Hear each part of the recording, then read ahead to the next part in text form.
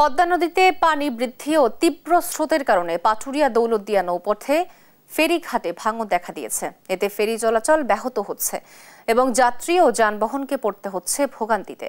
BIWTC জানায়, আগে যেখানে 4 কিলোমিটার পাড়ি দিতে 25 থেকে 30 মিনিট লাগতো, এখন সময় লাগছে 1 ঘন্টারও বেশি। স্রোতের কারণে ফেরি ভেড়ানো কষ্টকর হয়ে পড়েছে। বর্তমানে 15টির মধ্যে 5টি ফেরি চলাচল বন্ধ রয়েছে। বাকি 10টি ফেরি দিয়ে পারাপার চললেও উভয় ঘাটে যানজট বেড়েছে। অন্যদিকে তীব্র স্রোতে লঞ্চঘাট বিলীন হয়ে লঞ্চ চলাচলও ব্যাহত হচ্ছে। জরুরি ভিত্তিতে জিও ব্যাগ ফেলে ঘাট রক্ষার চেষ্টা চলছে।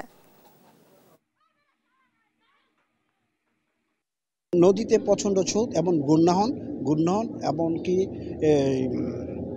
স্কাউরিং হচ্ছে এজন্য রীতিমতো আমরা আমাদের সাধ্যমতো আমরা জিও ব্যাগ দিয়ে ঘাটগুলো সচল রাখতেছি। পরবর্তীতে বৃহৎ আকারে বাজেট আসলে এগুলা মানুষ এটা পরবর্তী প্রয়োজনীয় ব্যবস্থা নেওয়া যেতে পারে।